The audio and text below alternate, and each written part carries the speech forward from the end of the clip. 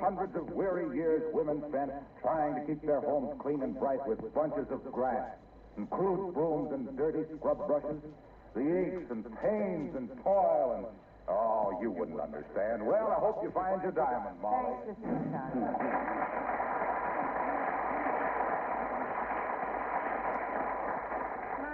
He certainly loves his work, doesn't he, dearie? Yeah, you know what he did? He went down to the Red Cross yesterday and gave him a pint of Glow Coat.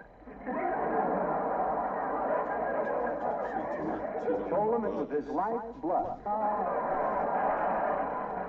Well, this ain't finding that diamond, Molly. Move that chair, will you, so I can sleep on it. All right. Ain't under there any place. Oh, dear. You know what I can't understand is how that ring ever come off your finger. I thought it was on so tight. Well, it was. But whenever I worry, I lose weight. Well, what are you worrying about? Well, wouldn't you worry if you lost the diamond ring? Yeah, I guess I would at that. Oh, well, then it's... Well, fine. Hello there, kids. Just stopped in to say goodbye. Hi, Mr. Oldtimer. Where are you going? Joining the Navy, daughter. I'm an old salt full of the old pepper. 8 bells and all's well. Leave the wheel, the lifeboy, and look out. Lay off the topside, all the ship's company. Sailing, sailing over the bounding main. May a stormy wind shall blow. Hey. Wait a minute, old-timer. See? They won't take you in the Navy. You're too old. You'd lay an awful egg in a crow's nest. Yes, that's so. Well, by John Paul Jones, Johnny, I got my mind made up to join the Navy, and I'm going to do it. I already told the girl. I says, chicken, I says, get off my arm and make way for an eagle. I says, right? But now, look, Mr. Oldtimer, you're way, way over the age limit. You can't get in if they won't take you. Then I'll stow away, daughter. I'll send you a snapshot of me on a destroyer. You ever get seasick, old-timer? Oh, good gravy, Johnny. Why'd you have to mention that? Oh, that spoils everything. And I know I'd look cute in a sailor suit, too. I bet you would, too. Indeed you would. It's the navy blue that makes sailors like you, and it's sailors like you that make the navy blue. Yeah, you know, I always wondered why you... That's pretty good, daughter, but that ain't the way I heard it. The way I heard it, one feller says, t'other feller says, you know what the Germans are going to do next in Russia? No, says t'other feller. Well, what's the answer? Daughter, there's a feller with a little Charlie Chaplin mustache. I'd like to know that, too. It's like over a year ago. Well, I'm still going to try and get in the Navy, kid.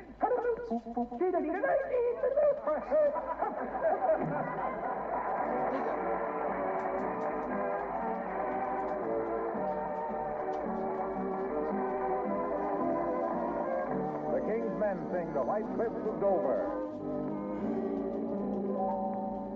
I'll never forget the people I met braving those angry skies. I remember well as the shadows fell, the light of hope in their eyes. And though I'm far away, I still can hear them say, thumbs up, for when the dawn comes up, there'll be bluebirds over the white cliffs of Dover. Tomorrow, just you wait and see. There'll be love and laughter and joy ever after. Tomorrow, when the world is free.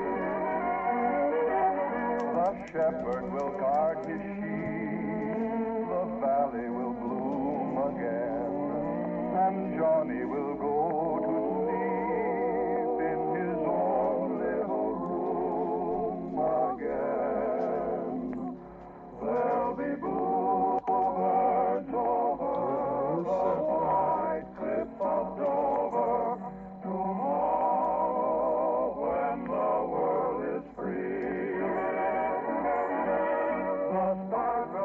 bright and clear. The sky will be blue again, and no one will ever fear. And dreams will come true again. There'll be bluebirds over the wide fields of Dover. Tomorrow, just you wait and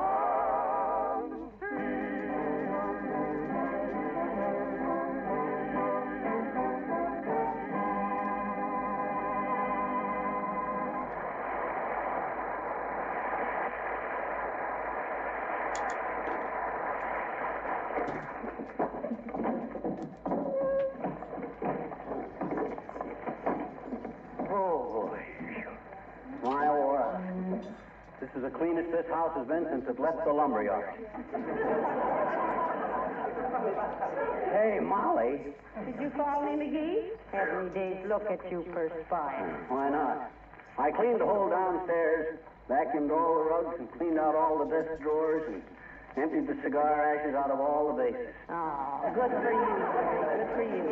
But I'll feel terrible if we don't find my ring. You see who that is. I'm going to look around upstairs once more before Okay. Come in. Hi, mister. Oh, hello, sis. I haven't got time to talk to you now. Mrs. McGee's lost her diamond engagement ring. Is she engaged? No, she ain't engaged. She's married. Well, why hasn't she got a wedding ring? She has got a wedding ring. She's also got an engagement ring. I thought she lost it. She did. Then she hasn't got it, huh? I know she hasn't got it, but she had it, and she lost it. Where? Look, sis, if we knew where she lost it, we'd go there and find it, wouldn't we? Maybe she swallowed it. I swallowed a nickel once. You did? Hmm? I says you did. Did what? You swallowed a nickel. I know it. Look, sis, I'm busy. Go on home now and leave me in peace. Come back in the spring and we'll chase butterflies together or something.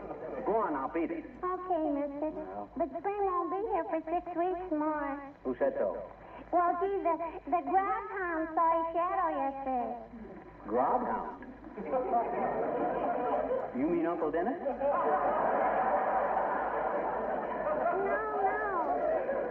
No, the grubhound like a little dog, kind of. Oh, you mean the groundhog. Sure. Well, I guess that proves it all right, sis.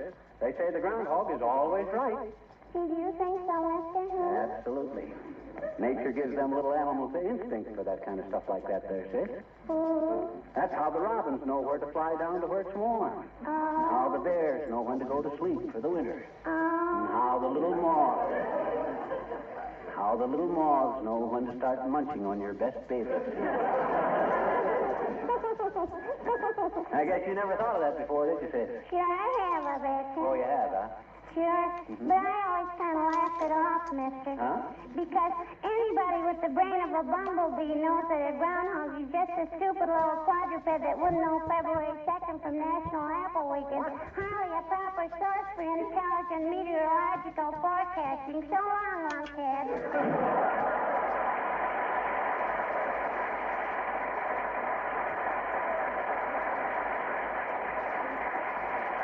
Why, that impudent little twerp. One of these days I'm going to lose my patience and play clap hands, here comes Fibber on the back of her rompers. Now, let me see. I better put that piano back where I got it. Oh. Boy, am I wore to an up. I got more creaks than a cricket and more pains than the greenhouse. My back is so... McGee, I'm almost ready to give up. And you know, it just breaks my heart. Well, for goodness sake, how nice everything looks here. Boy, it ought to look nice. I've lost 7 pounds in weight, 2 inches in height, and a lot of interest in life. Well, now you just sit down and rest, dearie. You've really worked hard today, and I appreciate it. Yeah, what good does it do? With your ring still missing? Well, I'll be... Look! What's that? What's what? What are you staring at? Your hand. Hey, your finger. Your ring, there it is. Why, you must be seeing things. My hand is as big as... No. Your right hand. You got your ring on the other hand. Well, Oh, McGee, thank you, darling. Thank you for finding it. in finding it. You had it all the time. Well, if I'm not the worst, now I remember. I put it on the other hand this morning to remind me of something. Remind you of what? Never mind, it seems so silly now. Huh. Well, I want to know. I got a right to know. And I can keep from collapsing just long enough for you to tell me. Oh, this is so ridiculous. Well, why did you put the ring on the other hand? Well, it was to remind me to ask you to help me with the house cleaning today.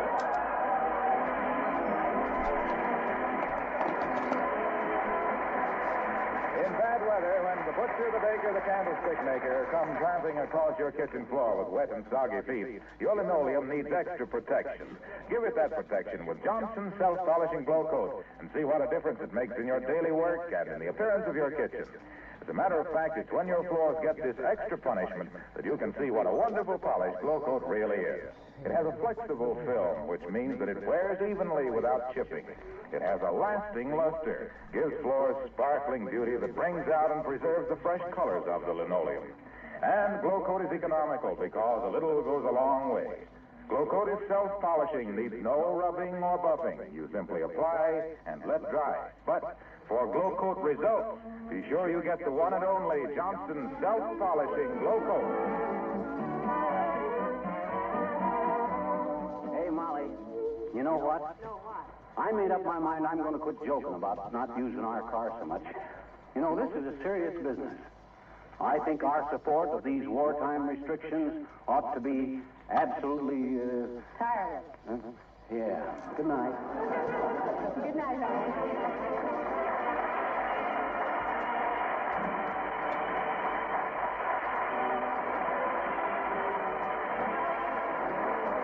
The War Department has just announced new revised regulations for training aviation cadets.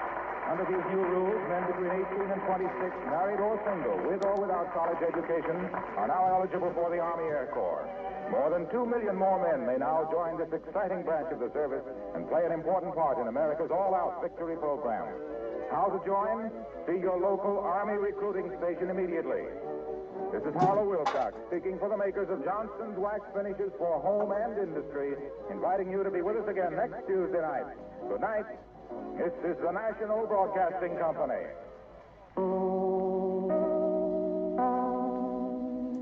The Johnson Wax Program with Fibber McGee and Molly.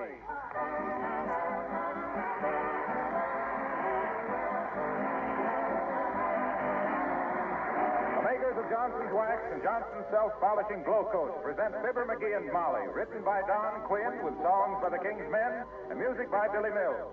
The show opens with Hallelujah.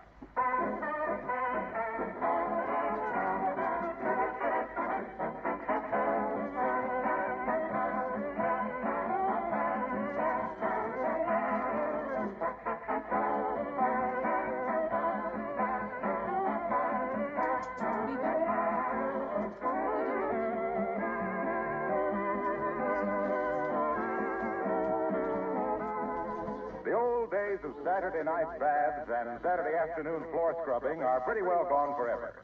We now know that weekly scrubbing of linoleum floors was very harmful and eventually ruined the linoleum.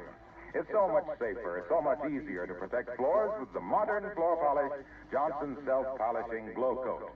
You not only save your linoleum and make it last longer, but you save yourself lots of work, because Glow Coat needs no rubbing or buffing. You simply apply and let dry.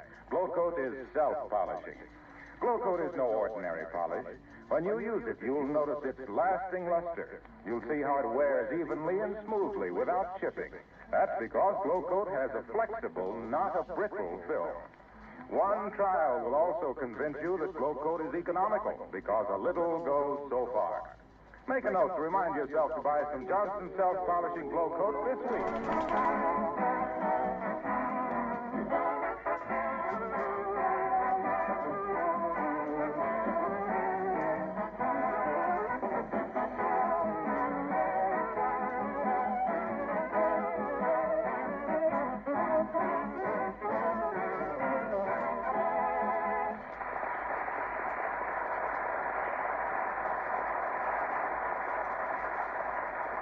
Some people think it would be a great thing if we were able to peer into the future. Personally, we think it's a blessing that we can. For instance, here at 79 Wistful Vista sits the lady of the house darning socks for the master of the house, who doesn't know that a messenger boy is approaching with, what can be in store for Fibber McGee and Molly.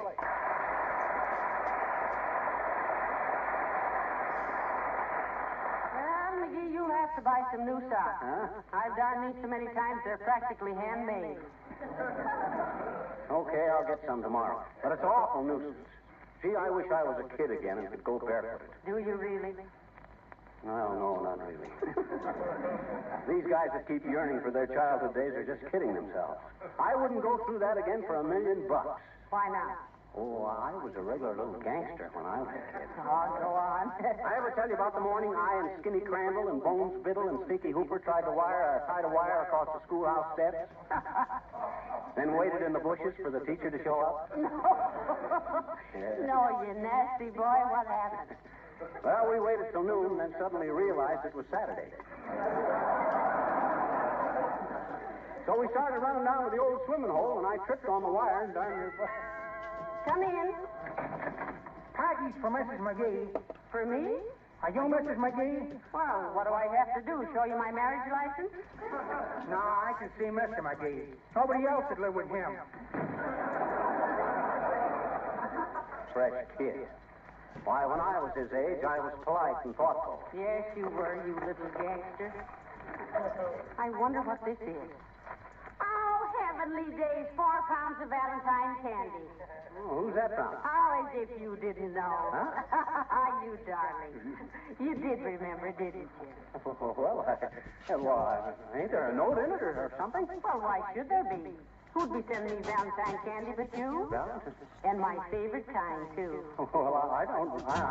I'm glad you like it, Molly. What kind is it? Now, listen, don't be so coy, McGee. You can't fool me. No? Well, Valentine's Day comes but once a year, they say. Or is that Christmas? No, it's Valentine's Day, too, I guess. Isn't there any... didn't I put a note in it? Well, I don't see any, but you didn't have to. If a man can't send a Valentine to his wife without a lot of explanations, I'd like to know. Hello there, Johnny. Hello, daughter. Hey, can I speak to you alone a minute, Johnny? Oh, sure. Excuse us a minute, Molly. Certainly, go right ahead. What's on your mind, old-timer? Look, I'm selling Valentines, Johnny. Want to buy one for the kid there? Nothing women appreciate more than a little touch of sentiment, you know. No, thanks, old-timer. She just got a big box of candy for a Valentine. She did, eh? Good for you, Johnny. Well, I don't know whether it is or not. Just between you and me, I don't remember sending it to her. Then you better buy one of these and send it too. Oh, no. That you get suspicious. Don't be a fool, Johnny. The more you send them, the better they like it. Here's a beauty. All lace and stuff. Says, roses are sweet, and so is your soul. I'm going to throw out my sugar and put you in the bowl.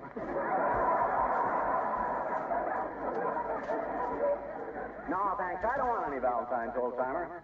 I don't mind wearing my heart on my sleeve, but I hate the idea of a mailman dragging it all around town in the rain. Thanks, anyway. Okay, Johnny. Sorry to keep you waiting, daughter. Just wanted to talk a little business with Johnny here. Oh, that's all right, Mr. Oldtimer. I was busy darning his socks anyway. Just look how he tears holes in them.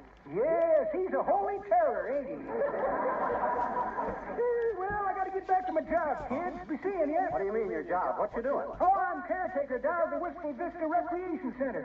Keep the tennis courts in condition. Oh, must be quite a chore. Oh, no. Just a few swipes with a claw full of Johnson's wax, and I'm caught up for several days.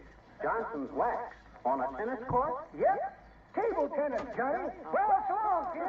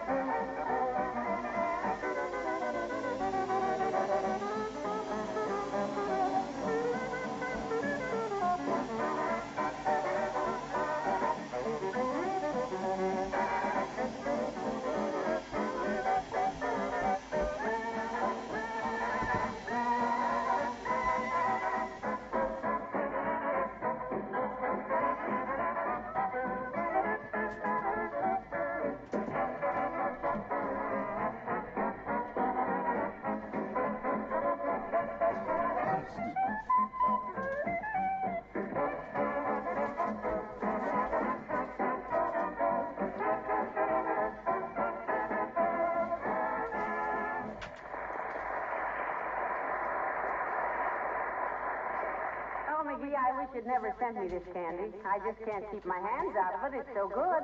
Don't you like it? Sure, I like it. Why shouldn't I like it? Well, you keep eyeing the box like you were afraid it was going to eat you. I do? Well, I guess I just got a complex about candy. Ever since my mother used to feed me butterscotch to pull out my baby teeth.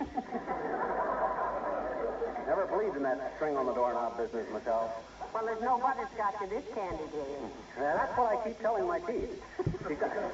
Hey, who's walking around upstairs? Oh, poor Uncle Dennis. He's all upset. What about? Oh, he's thinking of starting a lawsuit against Walt Disney. Walt Disney? What Yeah. for?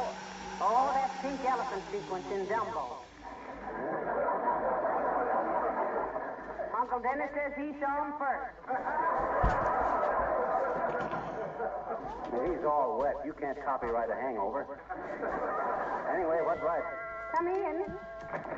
Good day, Mrs. McGee. Good day, McGee. Hi, Olivia. Hello, Mr. Mayor. Have some candy? Thank you, no. I'm on a low-carbohydrate diet. Well, you better stock up on them then, Latriv. They tell me there's going to be a shortage of low carbohydrates. You don't say. If I might make a suggestion, McGee, it would be to the effect that people who have no clear comprehension of a subject under discussion would be well advised to maintain a discreet silence. I don't get it. Well, he said, dearie, that if ignorance is bliss, happy days are here again. Or if you don't know what you're talking about when you pipe up, pipe down. Oh, yeah? Well, now, look here, Latriv. Just a moment, McGee. Will you please refrain hereafter? Don't ask him to make any promises about the hereafter, Mr. Mayor. His forwarding address is unknown. What are you talking about anyway, Latrivia? And quit shaking your finger in my face. I'm liable to think it's Halloween and start bobbing for knuckles. All right. But hereafter, McGee, please refrain from telling motorcycle policemen that you are a close relation of mine and they can't do that to you. Do what to you, McGee? If he's referring to what I think he's referring to, he means that I got a ticket yesterday for parking 8 minutes overtime. For parking 1 hour and 8 minutes overtime. Well, can I help it if I forgot to set my watch back last Sunday night? You weren't supposed to set it back. You were supposed to set it ahead. In that case, it would be 2 hours and 8 minutes. There'll be no such a thing. It'll be 8 minutes less than 1 hour. There's 2 hours parking on Oak Street, so the city owes me 52 minutes. Now, wait a minute, boys. Let's get this straight. Let's say you parked at exactly 3 o'clock. But I didn't. I parked at 8 minutes to 4. Oh, for goodness sake, you might at least park on the even hours. The odd minutes make these arguments too confusing. Yes. Anyway, McGee, the justness of the complaint does not concern me.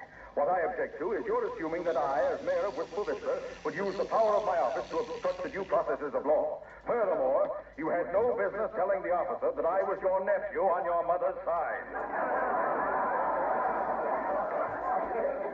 You leave my mother out of this, Latrivia. A fine thing. Dragging a guy's family into a sordid case like this.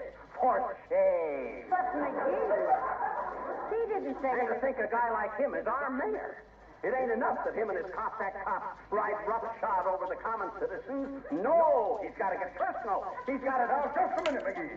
You were the one who saw... Oh, he dragged my family through the mud and the slime of a court trial, holding us up to public ridicule. Just so... All right. I'll fix the ticket. I'll find the policeman. I'll resign. Good day.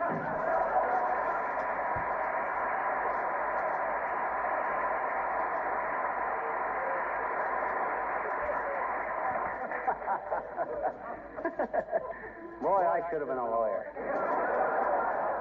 But you had no business telling the policeman that the mayor was your nephew. Oh, no, I just proved it, didn't I? I made him holler uncle. Give me a piece of that candy. Any chocolate-covered peanuts in there? Well, you ought to know. You bought it. Huh? Well, I didn't specify every piece that went into the box. I bet you did. There's everything I like in it. Oh, you're so thoughtful, McGee. Oh, shucks. Valentine's Day. I think it was a Valentine's Day we first went out together, dear. Yeah. I carved our initials inside of a big heart on that old oak tree back at the brewery. The schoolhouse. The brewery?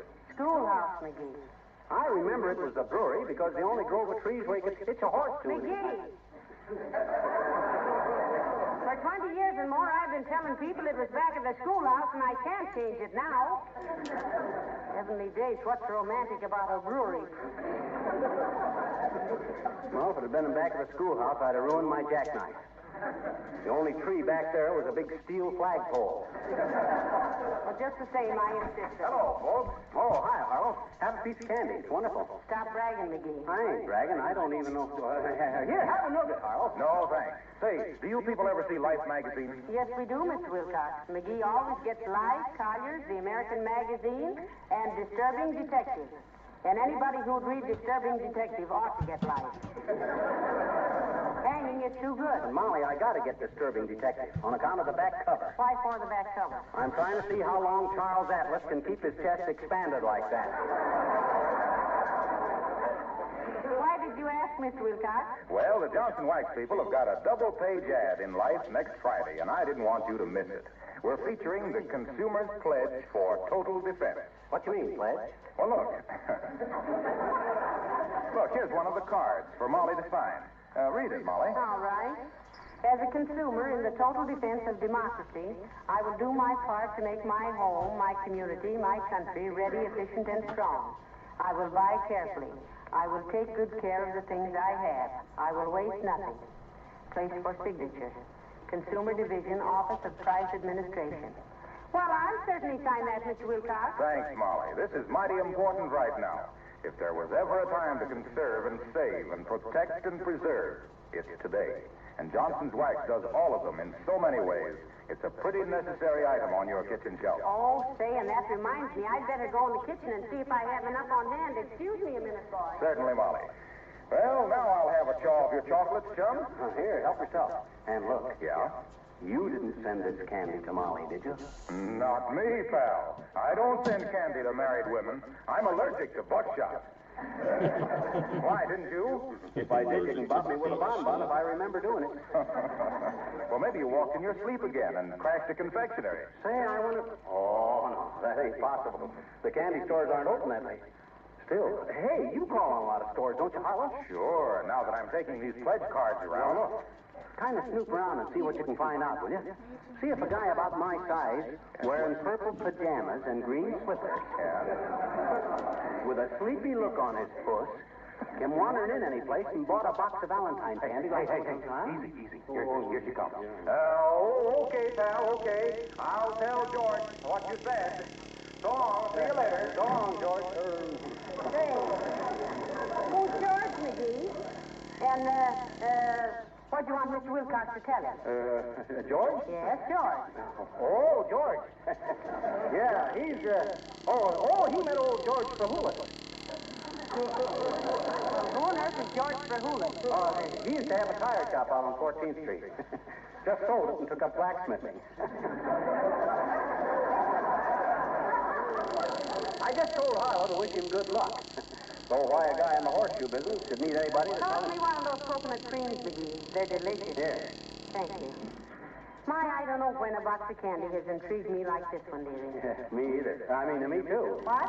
I'm glad you like it, Molly. You always did like mixed chocolates, didn't you? Yes, and weren't you nice to remember? Yeah. But then you always were thoughtful. Always a gentleman. Remember the time I dropped my handkerchief at the dance, and you and Otis Cadwallader both rushed to pick it up, and bumped your heads together and knocked each other out? Yeah, but I came too. That guy's still unconscious. You were jealous of him. I believe you still are. I am not. Say, I saw in the paper last night that he's in town. What's the matter? This candy kind of choked me. In fact, I think any of it would choke me. What do you mean? I mean that Otis Cadwallader. He might be the guy who he'd make me choke on a caraway seed. The very mention of his name makes... You see, you are jealous. I never saw such a lad. Come in. Oh, hello, Mrs. Uppington. How is it, my dear? And Mr. McGee. Hi, Uppy. Come on in out of the rain. Oh, it's not raining, Mr. McGee. It ain't? I'd have swore I saw a big drip in the doorway. Oh, come on in anyway. Have 100 candy, Abigail. Sweets to the sweet, you know. In this case, a chocolate-covered dill pickle might be more appropriate. Have one, Abigail? Thank you, no, my dear. No candy for me. I must keep my weight down, you know. And you're doing swell at it, too, Uppy. Oh, you think so, Mr. McGee? I sure do. What did I just tell you just this morning, Molly? Well, he said, isn't it wonderful how Mrs. Uppington keeps her figure? Oh, now, really? And I said, it certainly is. Well, I flatter myself. And I said yes. But why anyone would want to keep a figure like that, it's beyond... Mr. McGee. Please. I prefer not to speak of my dimensions. Okay, Uppy, if you say so, they're unspeakable. What? He just means that if you prefer not to mention your weight, it's unmentionable. Oh, I see. Well, I just stopped by, Mrs. McGee, to show you my new bracelet. See? Heavenly days, Abigail, is this really yours? Oh, boy, oh, boy, oh, boy, oh, boy. Don't tell me that's genuine, Uppy. Indeed it is, Mr. McGee. Wow. Oh, I spent more for it than I should possibly.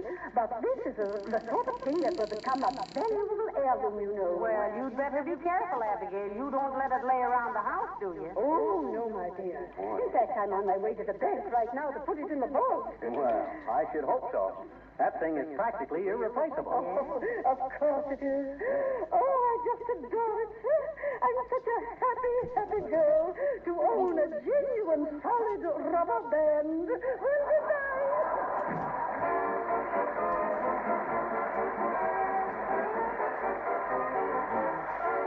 The Kingsmen sing Don't Touch It. When I was just a tiny tot down in Tennessee, I kept my mammy on the spot. looking after me. I fool with this and fool with that, messing round about. And when I grab my pappy's hat, Mammy dear would shout, don't catch it, better leave it alone, don't catch it. Hey, hey, you'll catch it when Pappy gets home, if you don't mind what I say. When Pappy missed his Sunday hat down in Tennessee, he'd fuss and fuss and cuss and cuss and start to look for me. Then pretty soon I'd have a date in the old shed. And with remorse I'd meditate on what my mammy said. Don't catch it, can't you leave it alone? Don't catch it, nay, nay, you'll catch it. As sure as you're born, if you don't mind what I say. One day I went with Pappy downtown to buy a shoe. He said it was good for any man to have a sip of brew. But when he went to take a nip, we heard an awful roar. We turned around, there was Mammy shouting through the door. Don't catch it, can't you leave it alone? Don't catch it, nay, nay, you'll catch it. As sure as you're born, if you don't mind what I say. How happy were my childhood days down in Tennessee. The dear old-fashioned country ways still appeal to me.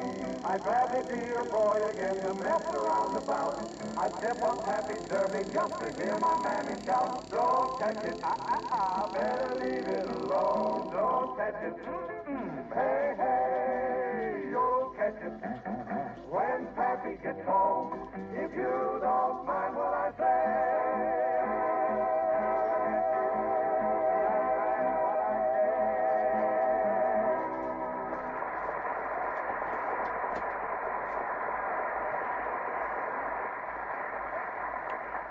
Here, have some candy, McGee. Help yourself to all you want. Oh, Any man who remembers his wife like this for Valentine's Day deserves anything he can get. I wish you'd quit saying that, Molly. Why, for goodness sake, you did send it to me, didn't you? Who just supposed sent it? Well, then don't be so modest. You certainly have changed since we were married. I have? How so?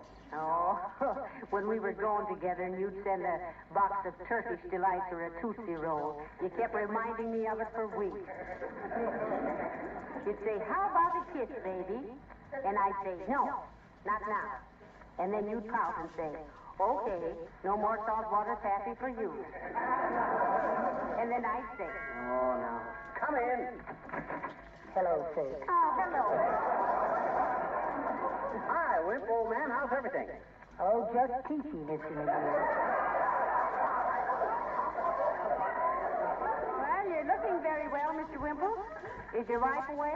No, but Sweetie Face has been very busy with the new women's ambulance unit, Mr. McGee. Yeah. The ambulance unit, eh? Yes. She a nurse or a driver, Wimple? Neither one, Mr. McGee.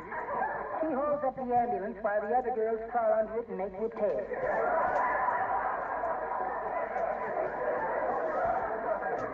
Well, your wife is very strong, isn't she, Mr. Wimple? Indeed, she is. Why, do you know, I've seen her tie a bow knot in a steel crowbar. Gee, really? Yes, sirree. Wow. I don't mind telling you I had a terrible time getting it off, too. My neck was sore for weeks. Well, there's one thing about your married life, Wimp. You never know what's coming next. Yes, that's something to be thankful for, isn't it? But I really owe a lot to Sweetie Face. She's made me what I am today. And what is that? Come, let's not get clinical, Mrs. Well, bring her over sometime, Wimp. I'll get 4 flat irons and we'll play peas porridge hot. Oh, I just can't get her to go out anywhere socially, Mr. McGee. She says she'd rather stay home with her artwork. Oh, artwork. Does she paint, too? Oh, indeed she does. She did a wonderful painting of 2 moonshiners working down in the Kentucky hills. Oh. What's she call it? Still life. I'll never forget the time I asked you to paint me. And did she do it? In a way, she did, Mrs. McGee. She gave me a beautiful selection.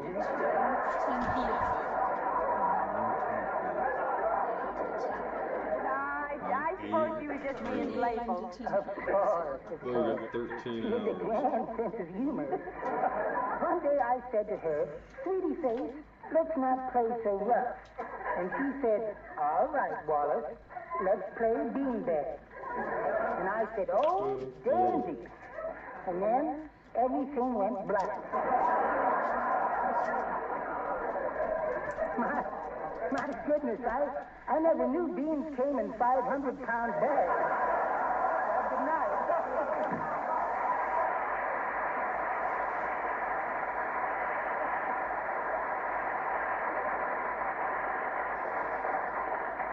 Hey, we never offered Wimple any candy. Well, it's probably just as well.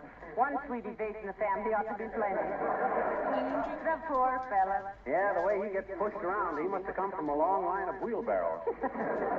Easy. I'll get him, McGee. 79 Wistful Vista, Molly McGee speaking.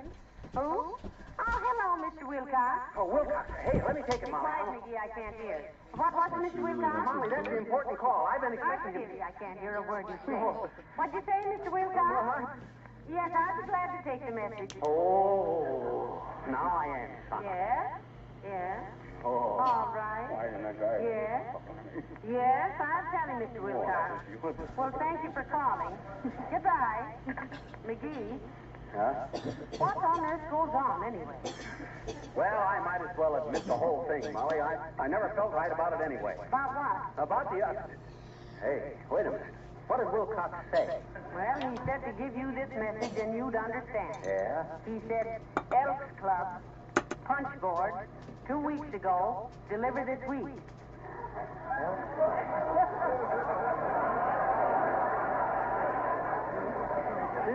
Whoa! Oh, so that was it.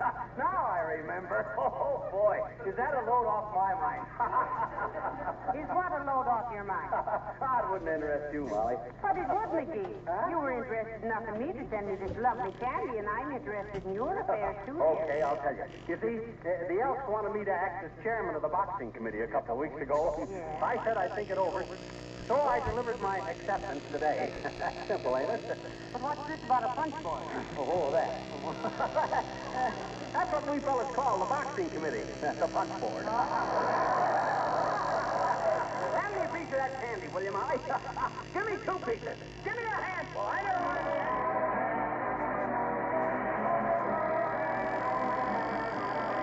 Most of us today have our weather eye out for worthwhile economies, places where we can make $1 do the work of 2. One way you can accomplish that same thing is by taking better care of what you have and saving on replacement. Protect your floors, for example, and save money on costly refinishing by polishing them regularly with genuine Johnson's wax. The coat of wax acts as a shield against both dirt and wear. It's easily applied and can be touched up or renewed as often as necessary. The result is not only money-saving protection, but greater beauty for your entire home and less work for you. You can use that same Johnson's wax to protect and beautify your furniture and woodwork, your windowsills, Venetian blinds, shoes, luggage, refrigerator. If you do this, you'll be practicing what housekeeping authorities call protective housekeeping. Johnson's wax is now available in 3 forms: paste, liquid, and cream wax.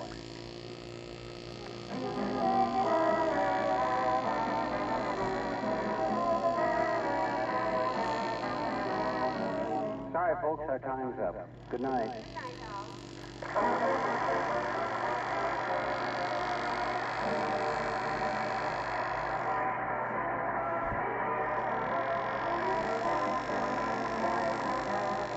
This is Harlow Wilcox, speaking for the makers of Johnson's Wax Finishes for home and industry, inviting you all to be with us again next Tuesday night.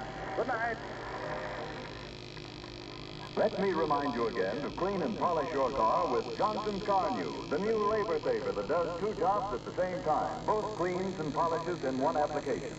Car New, made by the makers of Johnson's Wax, gives your car back its original showroom shine.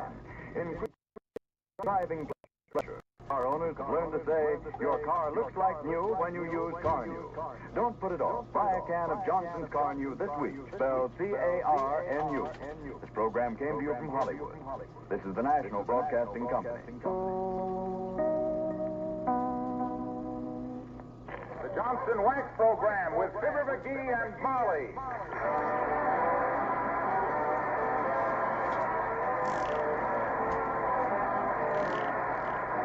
Johnson's Wax and Johnson's Self-Polishing Glow Coat presents Fibber McGee and Molly, written by Don Quinn, with songs by the King's Men and music by Billy Mills. The show opens with It's High Time.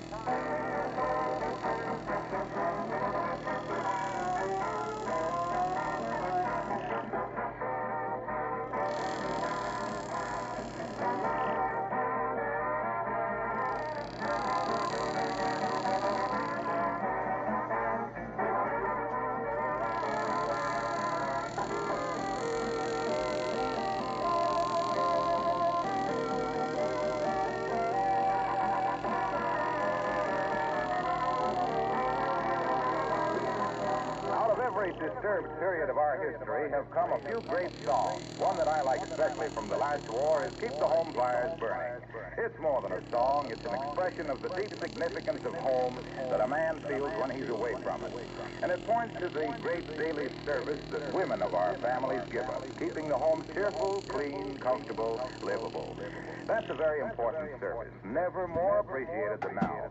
Women who practice protective housekeeping with the regular use of Johnson's Wax find their work easier and results more satisfactory. Housekeeping authorities recommend Johnson's Wax, not only for protection, but also for the great beauty it gives to floors, furniture, and woodwork, and to windowsills, shoes, luggage, Venetian blinds, lampshades. You can give all these things a longer life of service with genuine Johnson's Wax in paste, liquid, or cream wax form.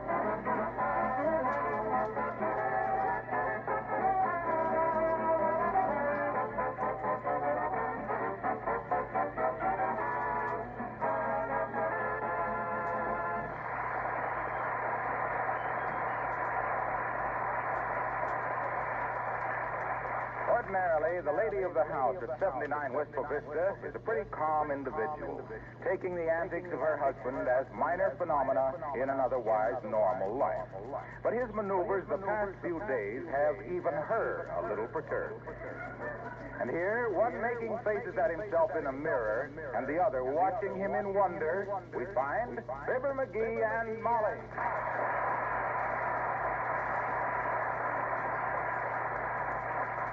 McGee, please stop making those faces. What on earth is the matter with you? I'm rehearsing. Rehearsing for what? Do they need an air raid warden for the monkey house at the zoo? No, I I'm practicing to be a comedian. Comedian? Yeah, what our country needs right now is a lot of laughs. How are they going to get them? New comedians. That's the answer. I see. Sure. You're the chap that replaces Chaplin and the Abbott in lieu of Costello. Roughly, that's the idea. Well, roughly, it's ridiculous. I thought so, too. What do you mean, ridiculous? I know whereof I'm speaking about. Remember that picture we made with Ed Bergen and his little petrified partner? Look who's... You mean look who's laughing? Yeah. Well, what about it? They never give me a proper break in that picture. I can be a lot funnier than I can prove. Yeah? Oh, I was great in the heavy stuff and the romantic scenes. You didn't have any romantic scenes. And why not? Jealousy, that's why. Afraid I'd steal the pictures. So now I'm going to make a few reels of home movies and show them producers that McGee is really comical. Oh, dear. Yeah. Such modesty. Anytime you hide your light under a bushel, dearie, it'll be a million candle-powered light under a cellophane bushel. Now, tell me what... That's probably a delivery boy I'm expecting. I'll get it. What have you ordered now? A corsage of shrinking violets? Better be a shrinking violet than a silly aster. Come in. Mr. Fibber McGee lives here? That's me, sis. Package for you from the Wistful Vista Home Movie Company. Sign here, please. Oh, okay. Here you are. I was expecting a boy. So was my father, but life is full of surprises. He means he thought the delivery boy would be a boy, dearie. Oh, our delivery boy joined the Army. Oh, good for him, sis. What outfit? Brown suit, leather belt, overseas cap, and leggings. It's the latest style. But what part of the Army? You know what they say, lady. Keep your trap shut and nobody will get caught in it. Good day.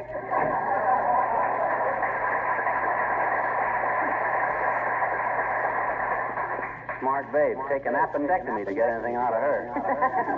Well, what did you get at the home movie shop, McGee? As if I didn't suspect. Oh, wait till I show you. There. Oh, a little movie camera. Yeah, 6 reels of film.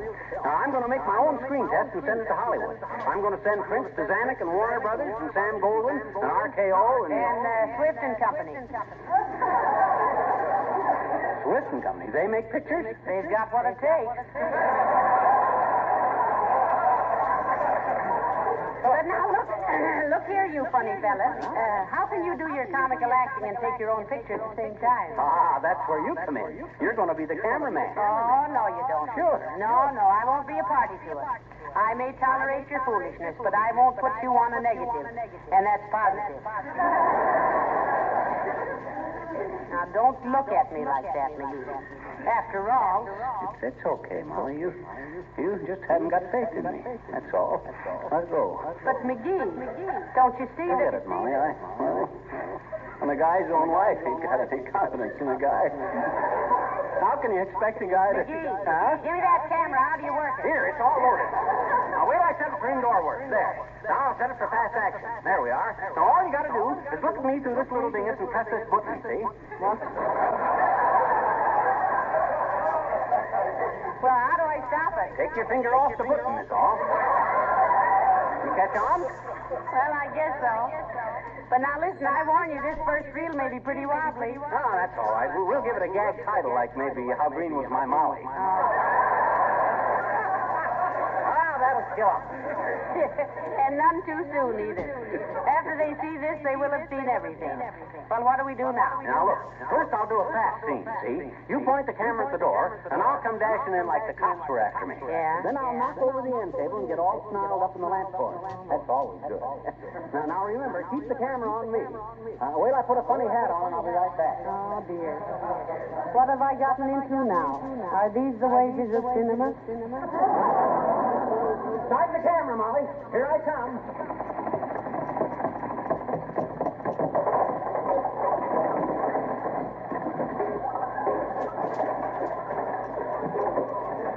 That's it, Molly. Cut. Cut what? Cut the film. What with? No. Stop it.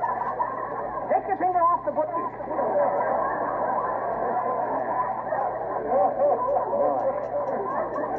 That ought to be terrific. Did you catch the funny look on my pants? Huh? Why, you're all cut on the arm. You fell on that broken lamp. Oh, forget it. Once I get into the real thing, I'll have a stunt man to do the hard stuff. Hey, let's run through that scene again. I just thought of another way to do it. This time I'm going to do a flip-flop across the radio. Now get ready. No wonder they sell candy in theaters. It keeps the audience from grinding their teeth. All right, dearie. Here I come.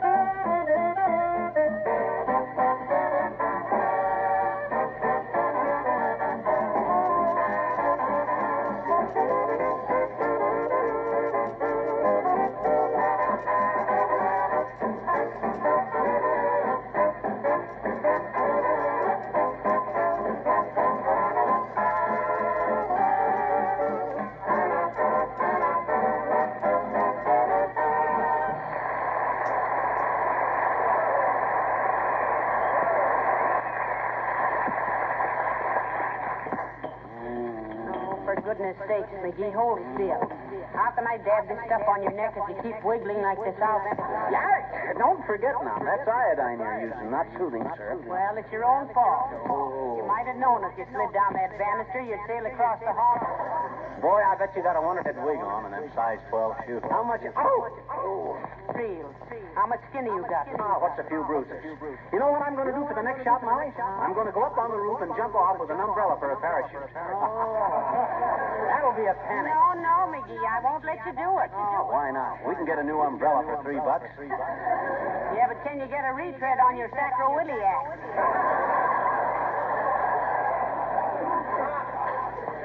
I won't hurt myself. I know how to fall. Red Skelton showed me. Just relax. Come in. Oh, hello there, Mr. Oldtimer. Won't you come in? No, thanks, sir. Just dropped by to borrow a pair of water wings. Oh, hello there, Johnny. Hi, old-timer. We don't have any water wings, but have a chair. Don't you know this is be kind to your metatarsals week? Don't you get it, Molly? I said so. It ain't funny, McGee. Wouldn't even be funny if I knew what a metatarsal was, Johnny. Metatarsal is a bone in your back. No, it's not. It's a bone in your foot. I know, but he'll find my foot in his back if he ain't more civil. What you doing, Johnny? Studying medicine? Sure smells like a hospital in here. Oh, he got cut and bruised a little, Mr. Oldtimer, and I've been doctoring him up. Yeah, but as I always say, I'm an easy bruise, but a quick heal.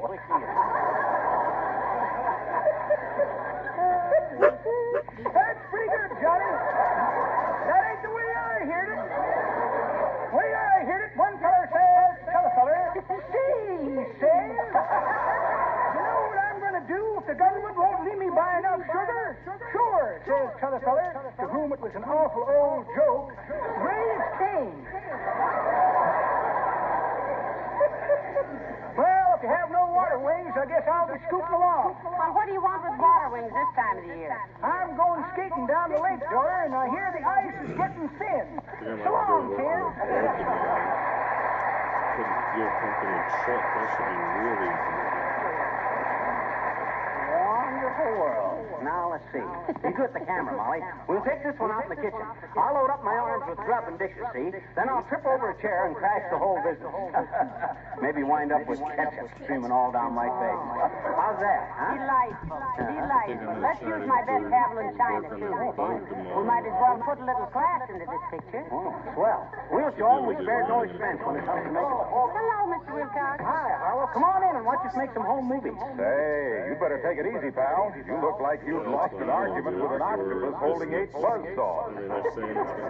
Sir, I can't quit now. I'm going to finish this job. We only got 2 reels of film left, and I got to get them developed and sent to Hollywood. Do you see how stubborn he is, Mr. Wilcox? Yeah. He's a regular Cecil B. DeMille. Well, let's see a sample of this giggle opera. Okay, come on out in the kitchen.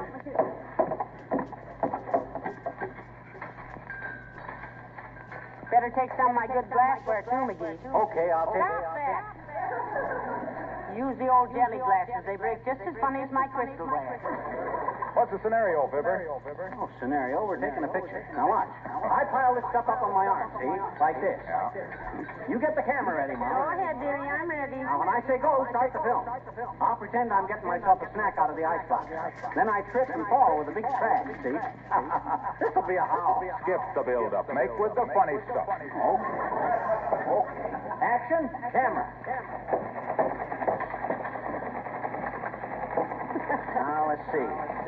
Half a dozen eggs, bowl of salad, some tomatoes, a bottle of milk, a couple of bananas. That's enough. Look out for that chair, Fibber.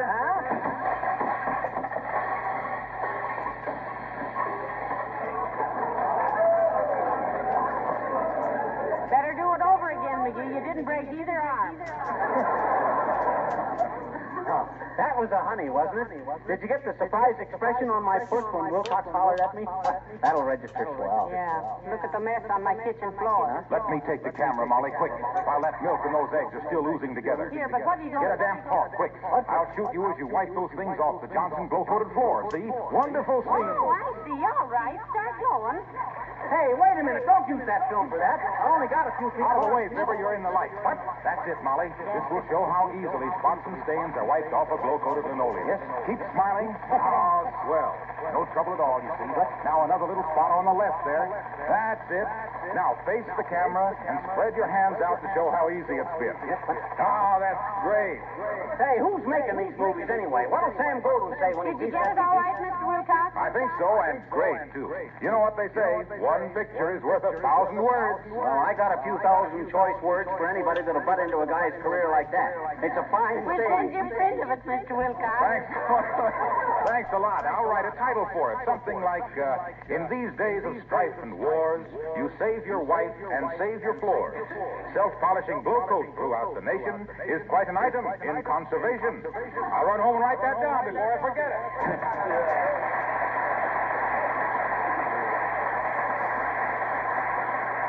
Boy, that big palooka, he ruined the whole scene. That's nothing to what you ruined, dearie. Just look at your shirt. What's the matter with it? Well, that's the first combination salad I ever saw with sleeves. And why are you holding your elbow? Oh, I cracked it when I fell over the chair. Just temporary. I can get it fixed. Come in. How do you do, Mrs. McGee? Hello, McGee. Well, merely trivia. Don't pay any attention to McGee's looks, Mr. Mayor. I never do. He had a little accident in the kitchen. Yeah, I was. Hey, look who the trivia's got with him, Molly. Hi there, little girl. Hi, Mr. McGee. Well, I didn't know you were a pal of the mayor's, sis. Ain't you starting to round up the votes kind of early to trivia? Excuse me, please. I'll go call the camera shop while you talk to the mayor, McGee. Certainly, Mrs. McGee. McGee, I was walking past your house and I found this child making marks on your front sidewalk with a piece of red chalk. Marks on the sidewalk. Wow. Well, now, suppose you explain yourself, sis. Well, gee, mister, I was just helping my daddy. How? Hmm? I says how? How what? How were you helping your daddy? Drawing chalk marks on your sidewalk. I know that, but what's that got to do with how? You try it, trivia. Oh, very well. Now, listen, little girl. Defacing community property is a misdemeanor. Who's she? Who's who? Misdemeanor. She isn't anybody. Now listen. Marking up a sidewalk is very rude. It's unsightly. I know it. Then why did you do it? I was helping my daddy. How were you helping your daddy by drawing chalk marks on Mr. McGee's sidewalk? Yes. Yes, what? Yes, I was. I meant... Okay, McGee, take it. Now, sis, let's be sensible. Did your daddy tell you to mark up my sidewalk? No, but somebody had to do it, I betcha. Why? Hmm? I says, why did somebody have to do it? Because my daddy said so, I betcha. Now we're getting somewhere, McGee. Well, I don't know where. Now, just what did your daddy say that made you mark up his sidewalk? Well, my mommy and my daddy are going to have a party, and they were talking about who was going to be at the party. Yes. And my mommy said, how about the McGees? Yes. And my daddy said, no, sir. We got to draw the line at the McGees, and so I ran out and did it. Take it, La Trivia. So long, McGee.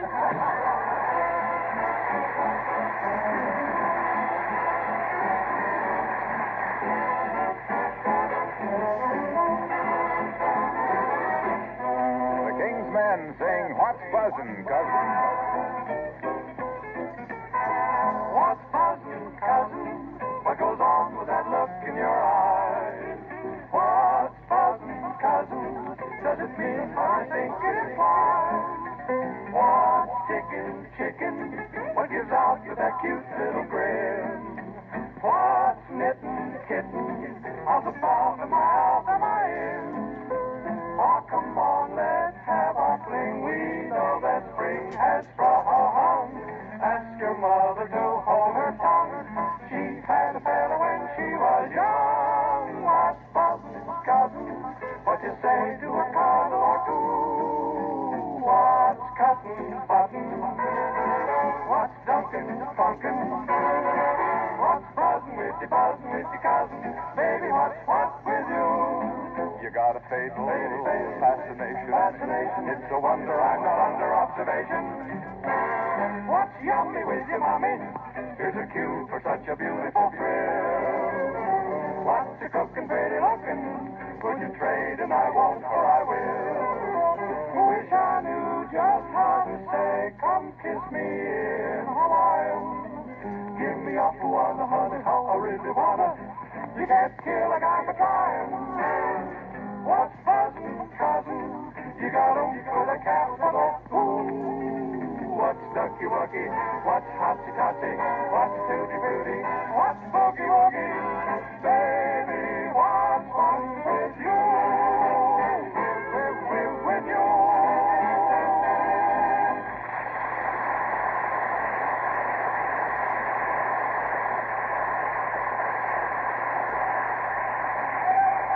Don't walk so fast, Molly. Don't forget I got a sprained ankle. Now, I'm not forgetting your ankle, dearie, or your cracked elbow, or your cut neck, or your lame back, or your loose teeth, or your bruised ribs.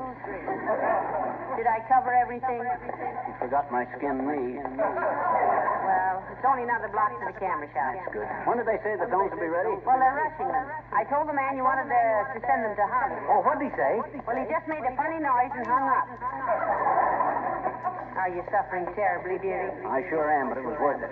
If these films don't prove I'm a marvelous comedian, I'll eat my hat. Say, what size hat do you wear? 7 1/4. Why? Well, I'm going to weave you one out of spaghetti or something. I always like to see you enjoy what you eat. Look, McGee, here comes Mrs. Upton. Oh, boy, get a load of that lid. Does Ruth Goldberg own a hat shop?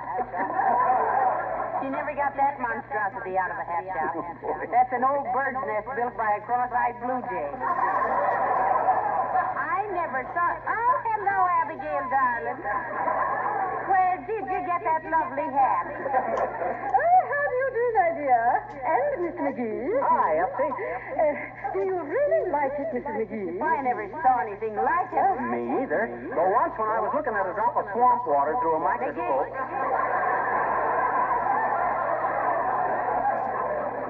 Tell me, Abigail, darling. Is that an original creation? Oh, but of course, my dear.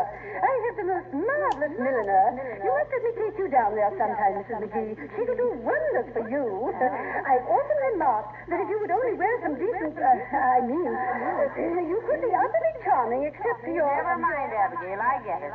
But you know I'm awfully hard to please. And you, you lucky girl. They can throw any old thing on you. And they usually do. I'd give 4 bits for a handful of catnip. Of course, Mrs. McGee, my milliner might be just a trifle beyond your, that is, she's horribly expensive, you know. Oh, I can see that, Abigail. I could never afford to wear the kind of hats you do. Well, I mean, of course, but anyone in my social position... You get away with almost anything. Isn't it the truth? When you've had enough, folks, holler and I'll toss in the towel. In fact, Mrs. McGee, I was telling my modiste about you, too. She insists that I bring you in. She has an amazing knack at draping difficult figures. Well, she must have, Abigail. And if she can do as much for me as she's done for you, well, believe me, somebody ought to give her the business. Yes, she will appreciate it. Why, good heavens, Mr. McGee, I never noticed. How did you acquire all those bandages and splints? What happened? Well, he's suffering from a career-end collision, Abigail. We'll explain it to you later. In the meantime, let you and I go shopping together sometime. I know some dandy places. All right, my dear. We'll go to my favorite shop first and take in the rummage sales on the way home. Oh, goodbye.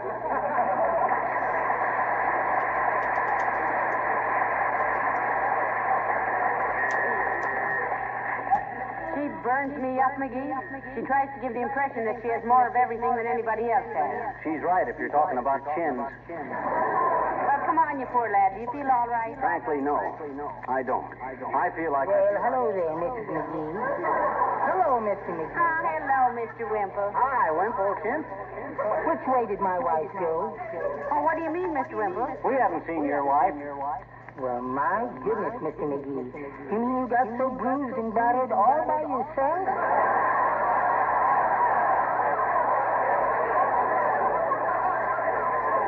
Oh, we were taking some home movies, Mr. Wimple, and McGee took a couple of bad falls. Wait till you see the prints. You'll think they're terrific.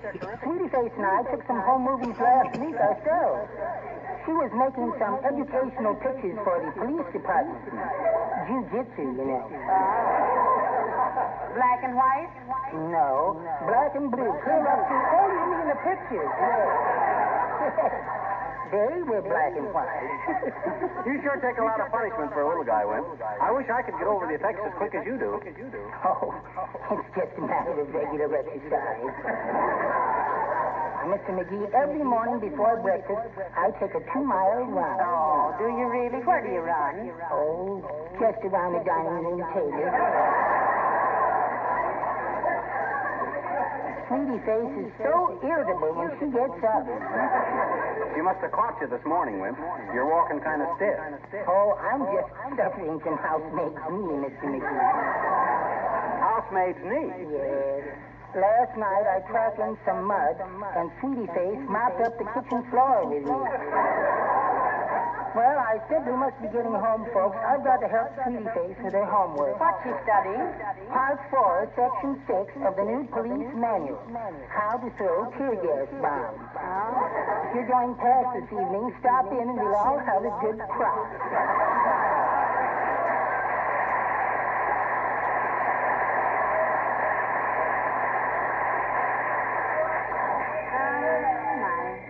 He certainly has what it takes, hasn't he, McGee? Yeah, but I'd hate to have to take what he gets.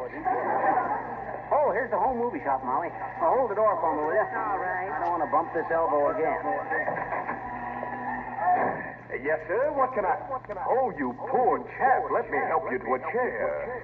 Here. Thanks, but I was kind of wore out. Yes, I've got to get him home to bed as soon as we get through here. Now, what can I do for you folks? Well, I'm Mr. McGee, Bud. Remember? You sent me out that camera and those films. Oh, yes. We picked them up a couple of hours ago, didn't we? Yeah. Just a minute, and I'll see if the prints are ready. McGee, you look awfully pale. Can you hold out till we get home? Oh, sure.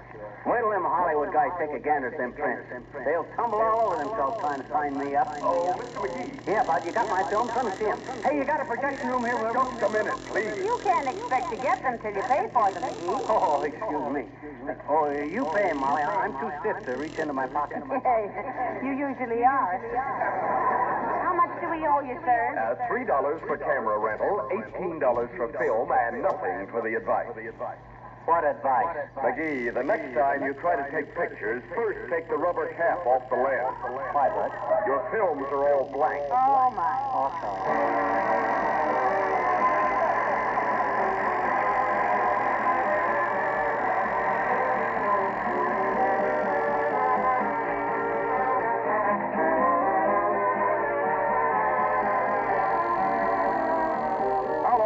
Your present kitchen linoleum. If it's fairly new, you'll certainly want to take good care of it to make it last a long time. If it's old, all the more reason now for treating it properly. Linoleum should not be cleaned by the old-fashioned scrubbing method because continuous scrubbing only ruins it. It should be kept clean with a floor polish that also protects it. And that polish is Johnson's self-polishing Glow Coat. Glow Coat guards linoleum and other floor surfaces against wear and dirt, prolongs their life. You'll notice when you try Johnson's Glow Coat that it has a lasting luster, a smooth, even surface that doesn't chip, because the Glow Coat film is flexible, not brittle. And you'll see that Glow Coat is economical, that a little goes a long way. These are just some of the reasons we say there's only one Johnson self-polishing Glow Coat. Try it, won't you?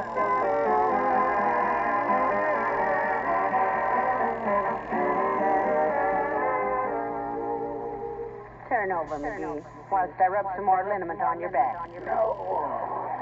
Okay. Do you think you'll ever go on with your movie career, dearie? No. I just been thinking, Molly. Remember that newsreel we saw last week of Mussolini making a speech on that balcony? Yes. I could never be that funny, could I? No. That's what I thought. Good night. Good night, all.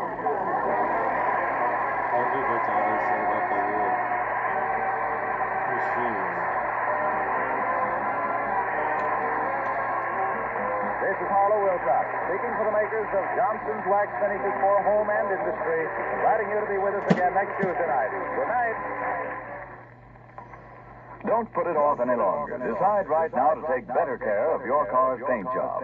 It's so easy now, thanks to Johnson's Car New, the sensational auto polish that both cleans and polishes in one application. 2 jobs at once in quick time.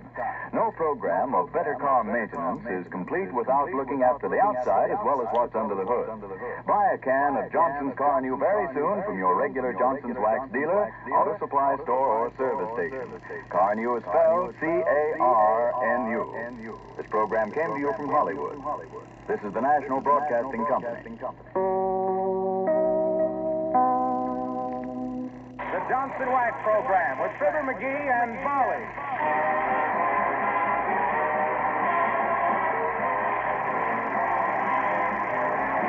The makers of Johnson's Wax and Johnson's Self-Polishing Glow Coat present Fibber McGee and Molly, written by Don Quinn, with songs by the King's Men and music by Billy Mills. The show opens with Liza.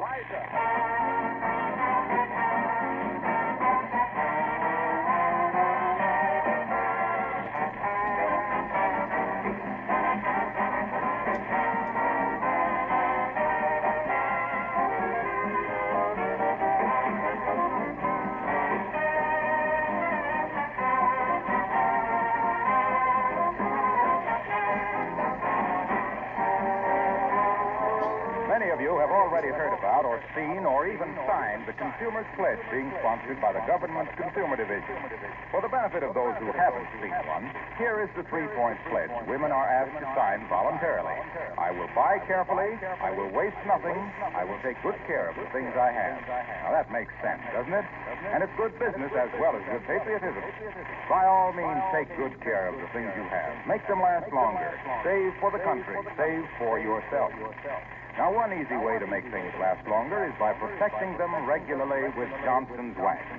Floors, furniture, and woodwork that are wax protected are safeguarded against dirt and wear. They're easier to clean, and they become more beautiful with each application. Genuine Johnson's Wax is available in 3 forms: paste, liquid, and cream wax.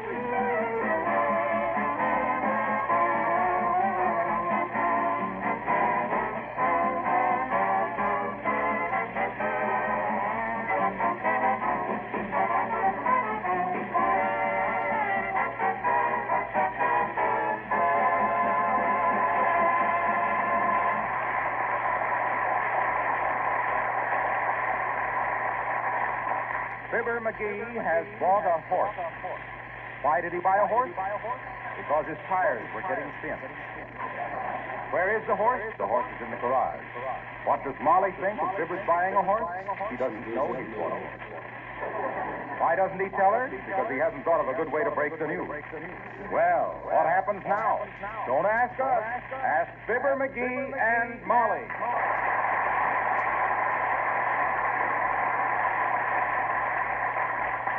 Hey, Molly. Yes?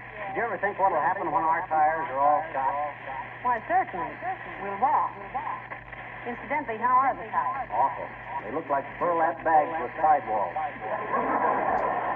Well, I guess they are pretty bad. That left front one would have blown out long ago if it weren't too proud. What do you mean, proud? Well, now, if you were an inner tube, would you like to be seen wearing all those patches? Yeah, and that spare tire hates me. Every time I open the trunk, it hisses me. Hey, you know, I've been wondering, maybe if we had a horse. Oh, McGee, for goodness sake. Don't be ridiculous. What's so ridiculous about getting a horse? I think it would be a pretty smart move myself. Well, in the first place, you don't know anything about horses. Oh, I don't, eh? I guess you don't remember the time the Rodale come to Peoria and I stayed on that bucking bronco for 5.5 minutes. Yeah, I remember it very well. I also remember what you told me afterwards. What was that? That your belt got caught over the saddle horn and you couldn't get off. Well, the horse didn't know that. Anyway, think what we'd save if we had a horse.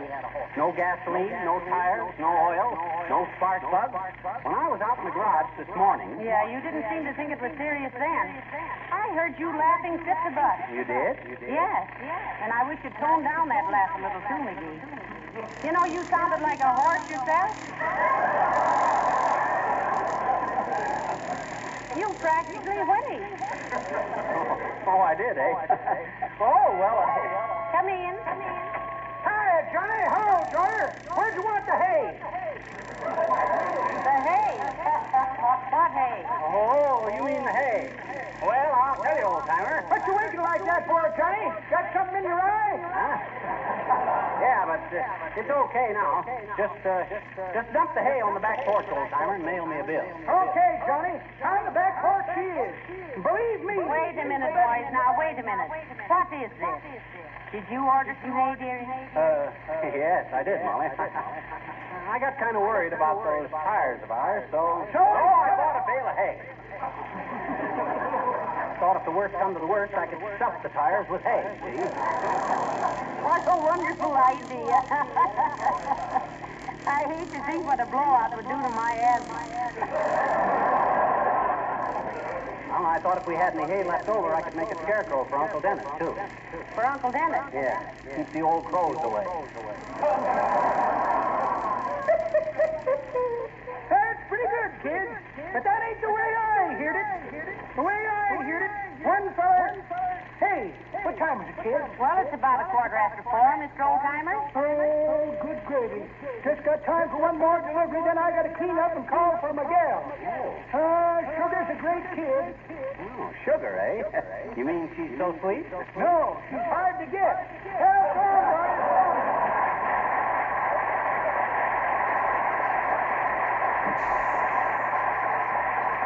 Well, so long, darling. So long, jockey.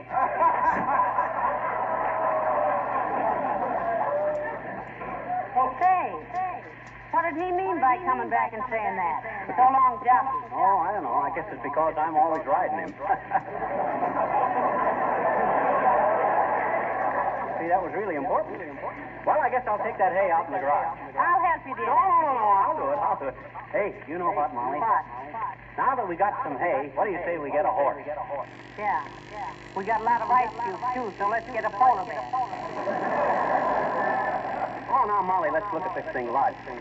Suppose we do get a horse. Oh, for goodness sakes, McGee. Will you stop talking about getting a horse? In the first place, you don't know anything about taking care of one. Remember now, you were only a groom for one day. There's nothing to taking care of a horse.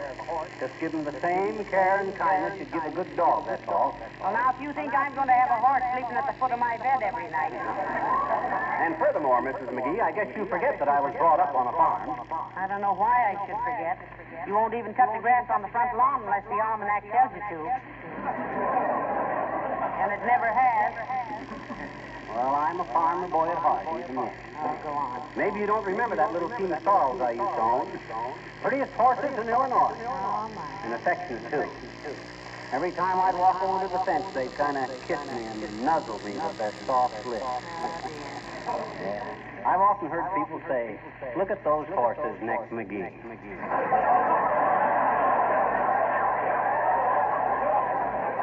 Horses next McGee, I would know that. Ah, wonderful world. Horses neck McGee, the most masterful magnetic mug that ever maneuvered a mare over mud and macadam to make monkeys out of military majors with their mobs and motorized machinery. A muscular madcap manipulating the martingale with a marvelous meticulousness that made me the most manly mountie, methinks. From the majestic mountains of Middle Europe to the Take It, Billy, I'm stuck in my stirrup.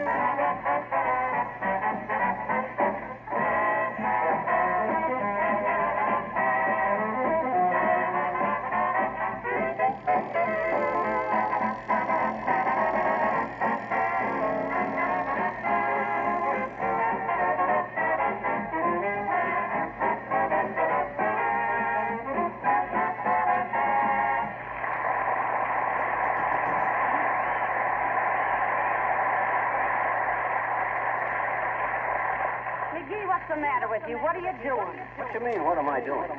Can't a guy take a few pails of water out to his own garage without starting a lot of ugly gossip? I'm washing the car. Oh. And I wish I was washing a horse. No kidding, Molly. What would you say if I went out today and bought a good horse? Well, I'd just make a few offhand comments and then run upstairs and wash my mouth out with soap. But you're not going to buy a horse, are you? No, I'm not. Promise? Cross my heart. I'm not going to buy a horse. Good.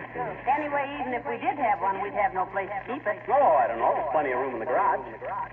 What? There's plenty of room in the garage. Well, there won't be when Mrs. Uppington's brother puts his car in there. What? He can't do that. It's too crowded. I thought you said there was plenty of room. Well, there is for one car and a horse, but if he thinks I'm going to turn that horse out into the cold... What? Did I say horse? I meant our car. Anyway, she's got a lot of nerve using our garage for her brother. Who gave her permission to put her brother in our garage? I did. He's here on a visit, and her garage is crowded, and I thought it was only neighborly. Neighborly my kneecap. That old moose is too tight-fisted to send her brother's car to a public garage. That's what's the matter. The way she nurses the coppers, they ought to make her police commissioner. I don't know why you're so bitter just because she wants to use our garage for a short Well, time. gee whiz, Molly, I got a... Oh, there's Mrs. Uppington now, McGee. Oh, ain't that great? She brightens my day like a total eclipse. Just the same, be polite to her. Okay. Come in, Abigail. How do you do, my dear? Oh, hello, Abigail. It's so nice to see you. Hi, Effie. Won't you hop out of your overshoes and plop the body on a stool? Thank you, no. I just dropped in to thank you for letting my brother put his car in your garage. He arrives in the morning, but I insist on paying. Well, what is the matter, Mr. McGee? Well, he just swallowed some words, Abigail. And I wouldn't think of letting you pay. Now, it's worth it to me because otherwise, you know what? McGee was talking about keeping a horse in the garage. A horse? How splendid. Oh, you think so, Effie? Do you think it might be a good idea? Oh, indeed I do, Mr. McGee. Of course, I have always been an ardent horsewoman. What'd I tell you, Molly? What did you tell me? Remember when we met up on the street the other day and I said, doesn't she look like a horse, woman? Well, thank you, Mr. McGee. I flatter myself that the well-rounded sportswoman... The what? Sportswoman, Abigail? Well-rounded. Oh, yes. Yes, that the well-rounded sportswoman must do a certain amount of... Horsing around?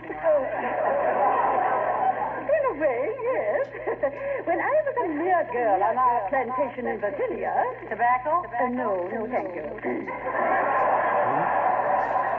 But as I was saying, my father insisted that every gentlewoman must know how to ride. Consequently, I spent day after day on the bridle paths. And night after night at the osteopath.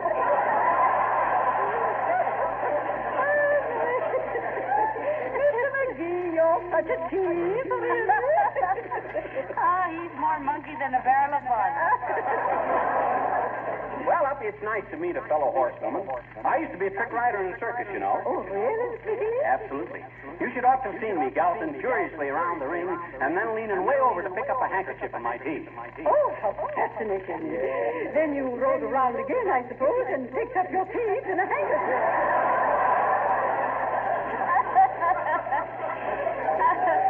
Tell her how you used to stand on your head in the saddle and ride around, McGee. Oh, that was the best trick I done, Uppy.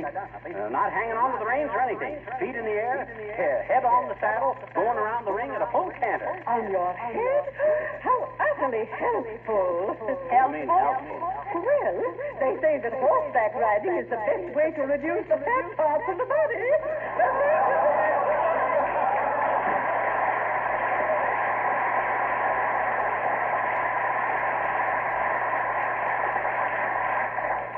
Well, you could tell she's a horsewoman, McGee. Just look at the way she carries herself. Yeah, what a carry. Just the right kind of a figure to pull it, too. Well, anyway, she likes the idea of me getting a horse. You see, Molly, then, if our tires do go flat... If our tires do go flat, we'll walk. And that's flat, too. Now, let's stop all this silly talk about getting a horse. Well, if you only knew... If I only knew what? If you only knew how cheap I could get a good horse, and how easy he is would be to take care of. You there, folks? Hello, Mr. Wilcox. Hi, Harlow. Hey, what's this about you buying a horse, Fibber? Well, I won't let him do it, Mr. Wilcox. I think it's foolish. But I thought he already... Never mind what you thought I already, Harlow. I promised Molly I wouldn't buy a horse. But I saw a harness man downtown. Well, I hear what harness man says. Every time he opens his mouth, he puts his knees foot in it. There's something very strange going on around here, McGee. Huh? Look me in the eye. Are you or are you not going to buy a horse? I am not. What was it you heard, Mr. Wilcox? Well, I heard that... Oh, gossip. You spend so much time in kitchens demonstrating glow coat, Harlow, that you're getting to be a regular old biddy. Now, wait a minute, pal. I'm on your side. Huh?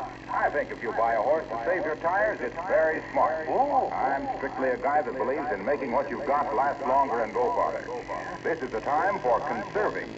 Now, you take Johnson's self-polishing glow coat, for instance. All right. You'll have to speak good and loud, Harlow. I smoked corn silk when I was a kid, and it stunted my ears. All right, but there's... okay, but there's no kidding about this. Yes? The time has come when we've all got to take better care of our things, protect them in every way possible. And there's no better way to protect all wood and enamel surfaces than with Johnson's wax and linoleum with Johnson's self-polishing glow coat. I could go into a long talk about morale in the home, too, but everybody knows the value of a bright and spotless home. Miss Woodcock, do you think our home would be any more bright and cheerful with a horse in it? I ain't keeping it in the house. I'm keeping it in the... What were you going to say, Harlow? Oh, nothing. But my brother asked me to give you one of his cards. Here. Well, I'll see you later, folks. Let me see that card, McGee. Yes. Paul Wilcox, horseshoeing and blacksmithing. We mend harness, 5 teeth, braid tails, and carry a complete line of straw hats. Here, hey, don't tear that up. I want that. Before you told me you weren't going to buy a horse. I know. Now, look, Molly, let's talk this thing over. If we had a horse... We haven't got a horse, and we're not going to get a horse, and I don't want to talk any more about a horse. Is that clear, dearie? I guess so. But gee whiz, if you'd only... Hey, where are you going? I'm going out in the backyard and hang up some clothes. Don't go near the garage. Why not? Oh, well, I got all that hay in there to stuff the tires with, and, well, it might catch on fire or something. Oh, I'll be careful. I rarely hang up the washing with a blowtorch in my hand. I declare, if you don't think of the silliest things to worry about. Oh, why did I ever purchase that Percheron? I should have stole it. I couldn't feel any more like a horse thief than I do now. When Molly finds out I got that nag out. Hi, mister. Oh, hello, sis. Go away, will you? I got worries enough without you jawing away with your juvenile jabber. Go on, go away. Go home. Go anywhere. See, what you worried about, mister? I should think you'd be happy. You would? Well, gee, I'd be happy if I had a pony, I betcha. Maybe you would. What was that? You think I got a pony? Sure, and a dandy big one, too. I saw that in your garage. Oh, my gosh. Now, look, not so loud. I'm trying to keep it a secret from Mrs. McGee for a while. It's a surprise. Oh. It's going to be a dandy surprise, too, I bet. It sure is. It's going to be the darnest. Hey, how did you know I had a horse in the garage? What you snooping around there for? Well, Willie Toops and me were playing catch, and... Willie Toops and I. It was not. It was just Willie Toops and me. You weren't even there, I betcha. Okay, let it go. I did. And it rolled into your garage, and I went in to get it, and jeepers, was I ever surprised, I betcha. A green and white horse. Green and white? No, he's pure white. He's green and white now, mister. Huh? Willie tried to climb up on his back and knocked over a can of paint. Did he ever look funny? Oh, you wait till I get my hands on Willie. And you and Willie stay out of my garage, will you? That horse might kick you. Then what would you do? I'd kick him back.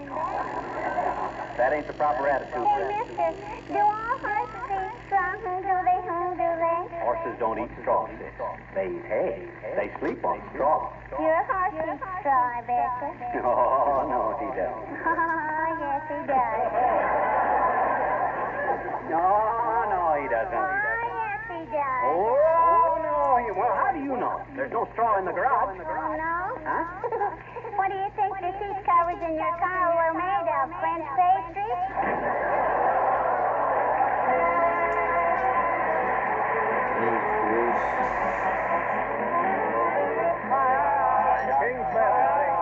Caballero. Oh, I am a gay caballero, coming from Rio Janeiro. With nice oily hair and full of hot air, I'm an expert in throwing the burro. Oh, I am a senorita, not thin, yet not too much meat. This Argentina just gave me the eye. I'll sweep her right off of her feet, says he. I'll tell her I'm of the nobilio, and live in the Spanish Castillo. I must have a miss who long for a kiss, and not say, Oh, don't be so silly. they went to a swell cabaret, while whining and dining they met us. They drank one or two, as other folks do. The night was wet and they were wet. Dear senor, my name is Estella. Oh, please, take it on me, young fella. Mosquitoes, they bite. They're vicious tonight. And you smell like citronella.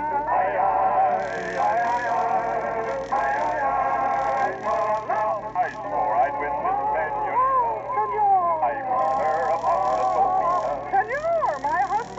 in. What he did was a sin. I still hear the birds singing, tweet, tweet, tweet, tweet, tweet, tweet, tweet. Now I am a fat caballero.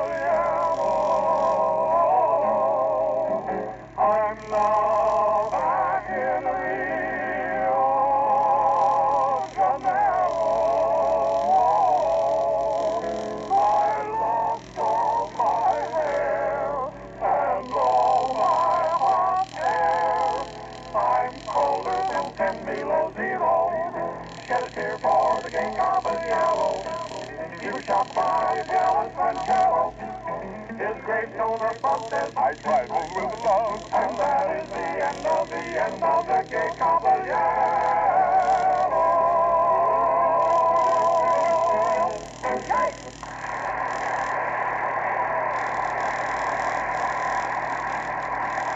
Boy, I hope Molly don't take a sudden urge to go into the garage. Maybe I can sneak that horse out of there before... Help, McGee, help! Do something quick! Call the police! Get your gun, McGee! What's the matter? What's the matter? Take it easy. There's something in the garage. It's a monster. Oh, it's horrible. Oh, heavenly days. Calm yourself, Molly. Calm yourself. I think I can explain everything. You can't explain a brute with long ears and a green face and terrific big eyes.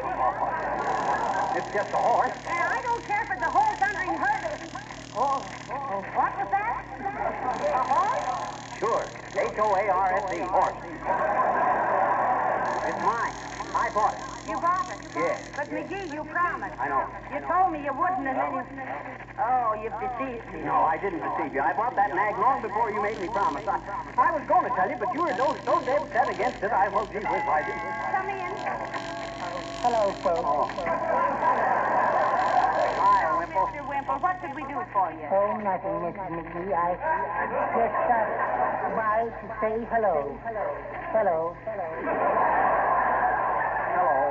Besides, Sweetie Face is busy at the house teaching jujitsu to some soldiers. Oh, that can be pretty dangerous, can't it, Miss Wimple? Oh, indeed it can, Mrs. McGee.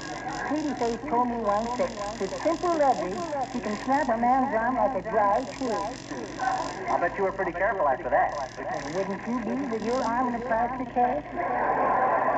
Well, anyway, I think it's nice that she's teaching our soldiers how to take care of themselves. Oh, yes, it's just wonderful, Mrs. McGee. And nearly half of them take the full course. How about the other half? Oh, they'll be all right, Mr. McGee, in time. I sometimes think that your wife doesn't realize her own strength, Mr. Wimple. Did you ever think of that? Oh, often, Mrs. McGee. In fact, just this evening when she was instructing those soldiers, I said to her, Sweetie Face, I said, I don't believe you know your own strength. And she turned her little simple face to me and said, oh, Wallace, I do too. And then? Oh, nothing much. But did you ever get hit in the face with a mess sergeant?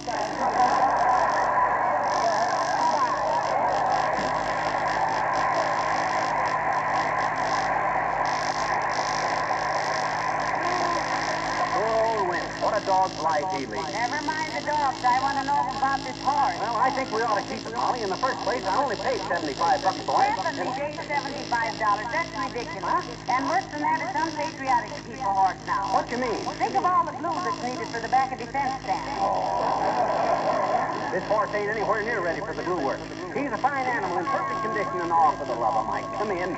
Oh, hello, Mayor Latrivia. Good day, Mrs. McGee. Hello, McGee. Have you a horse?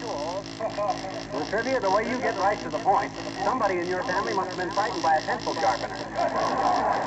Yes, I got a horse, so what? I wish to question. No, wait a minute. I don't want to settle. Anyway, what do you want it for, Latrivia? In view of the rubber shortage, McGee, the City Council has decided to supplement our motorized fire equipment with horse-drawn vehicles. I'm empowered to offer you any fair price for your horse. Name it and you can have it, Mr. Mayor. McGee only paid... Never mind what I paid. Molly hasn't even seen the horse. Oh, haven't I? That green-faced brute with... Well, Latrivia hasn't seen Oh, it. very well. Let's take a look, McGee. Where is it? It's in the garage, where it's probably kicked the radiator off the car by this time. Come, Mr. Mayor. I think you're going to get the bargain of your life.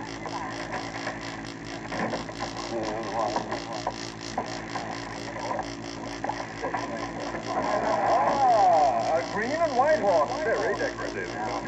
Some kid spilled some paint on him, Latrivia. Shows how gentle he is that he didn't raise heck about it. Will you take $100 for it? Sure I will. Gee, there's no fun selling a horse right off the bat like that. Let's stick her a while. Well, all right, if you promise to come back to $100. Oh, we'll wind up at 100. But first, we ought to argue a while. I don't get to sell a horse every day, you know. Come on, sit down on the bench here and we'll kick it around. Hey, Molly, be careful. He might kick you. I'm not afraid of him. You go talk to the man. Hello there, you big bag of alfalfa. How you ever winning my husband into buying you is the greatest mystery I... Oh, you poor thing. Who poured that paint all over you? Yes, it's a dirty shame, that's what it is. You wait till Mother gets some turpentine. I'll clean it all off now. Stop nuzzling me, you big baby. Don't look at me like that with those big brown eyes. Yes, would you. Now, don't you go away now. Mother's going in and get your nice big carrot. Oh, if you still insist on 100, Latrivia, take him away. Very well, McGee. We'll pick him up tonight. You do no such a thing? Huh? I beg your pardon, Mr. McGee. We're going to keep this horse. Look how lonesome he looks. What he needs is a good home. Oh, but Molly, with the car in here, it's so crowded. And that's another thing. Get that car out of here and give this poor horse some room.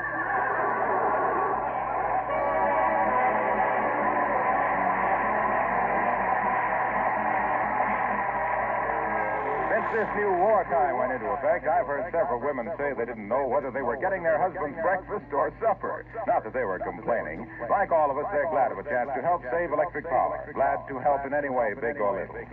In connection with daylight saving, may I make a helpful suggestion?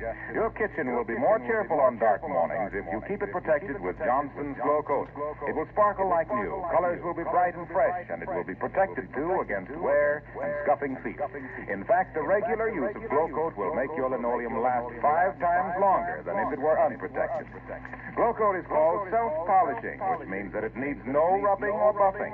It's a tremendous labor saver. You simply apply and let dry. But to get Glow Coat results, be sure to buy the real Johnson self-polishing Glow Coat.